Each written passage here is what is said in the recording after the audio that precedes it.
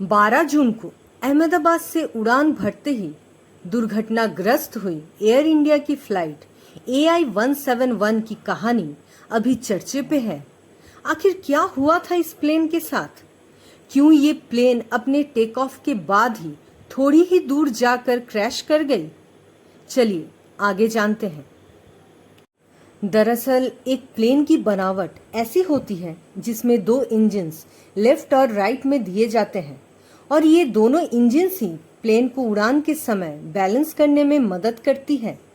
पर कभी-कभी जब इनमें से कोई एक इंजन बंद पड़ जाए तब प्लेन अपनी दूसरी इंजन के सहारे पास के किसी एयरपोर्ट पे इमरजेंसी लैंडिंग कर सकती है।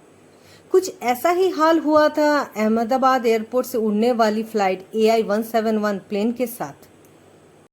ये प्लेन अहमदाबाद से लंदन की ओर ठीक 1:38 पे रवाना होती है। इस प्लेन में सफर कर रहे यात्री कुल 230 थे और बाकी क्रू मेंबर्स लगभग 12। फ्लाइट कैप्टन मिस्टर सबरवाल काफी एक्सपीरियंस्ड पायलट में से एक हैं। प्लेन अपने समय अनुसार ठीक 1:38 पे टेक ऑफ लेती है। अभी तक तो सब ठीक ही था। फ्लाइट के लंदन पहुंचने का समय लगभग 6:05 था, जो कि हमारे भारत के अनुसार रात के 11 बजे है।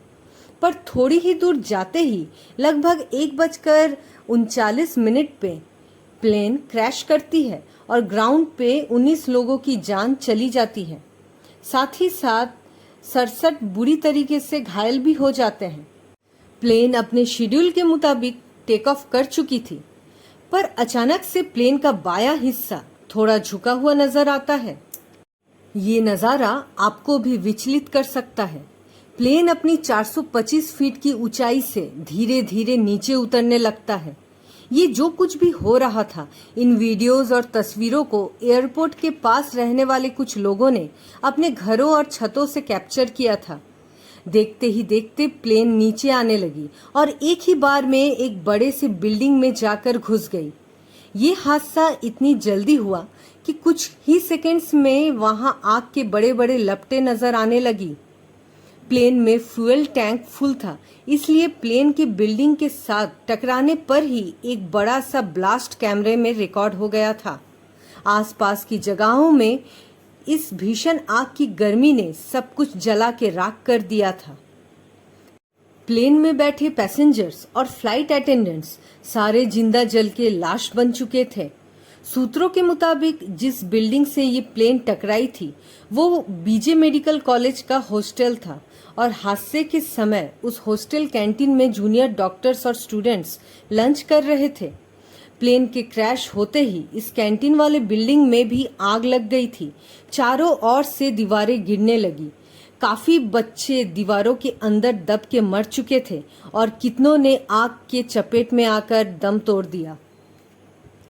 इस पूरे एक्सीडेंट की जांच करने एक्सपर्ट्स टीम लगी हुई है। आखिर इतना बड़ा हादसा वो भी टेक ऑफ के तुरंत बाद कैसे हो सकता है? एयरक्राफ्ट एक्सीडेंट के प्रिलिमिनरी रिपोर्ट से ये पता चला है कि किसी एक ऑफिसर के द्वारा दोनों फ्यूल स्विचेस को कट ऑफ कर दिया गया था।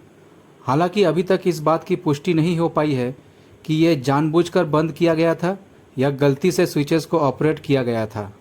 बोइंग ड्रीमलाइनर विमान के मलबे की जांच कर रही टीम के अनुसार टेल सेक्शन यानी पिछले हिस्से में सामान्य जलने के संकेत मिले हैं। पिछले वाले हिस्से में नुकसान काफ़ी कम हुआ है, जिसके कारण कुछ इलेक्ट्रिक पार्ट्स में सीमित आग लगी, जिससे ये संकेत मिलते हैं कि उड़ान के दौरान बिजली विमान के पूरे हिस्सों में घूम नहीं पा रही थी। क्रैश के 72 घंटे बाद भी टेल सेक्शन से एक फ्लाइट अटेंडेंट का शव बरामद किया गया था, लेकिन वो आग में जली नहीं थी, बल्कि दम घुटने और टक्कर के प्रभाव से उसकी जान गई थी।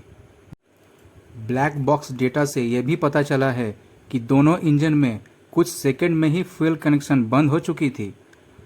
हादसे से पहले दिल्ली से अहमदाबाद उड़ान के दौरान स्टैब पोस्ट XDCR मतलब स्टेबलाइजर पोजीशन ट्रांसड्यूसर में गड़बड़ी पाई गई थी, जिसे अहमदाबाद लैंड होने के बाद मेंटेनेंस टीम ने ठीक कर दिया था। अब पता लगाना ये है कि क्या हादसे के समय भी इस कंपोनेंट में गड़बड़ी दिखाई दी थी, और ये कंपोनेंट फ्लाइट के टेल सेक्शन में ही स्थित होता है।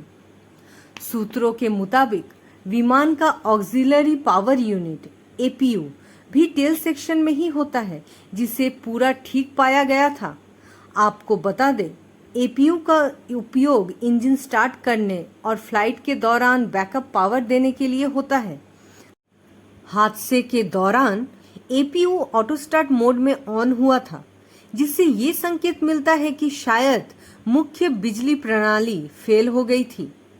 शायद दोनों इंजन्स ही बंद पड़ चुके थे या फ्यूल इंजन्स तक पहुंच ही नहीं पाया था, और ये दर्दनाक हादसा हो गया जिसमें 200 से ज़्यादा लोगों ने अपनी जान गंवा दी।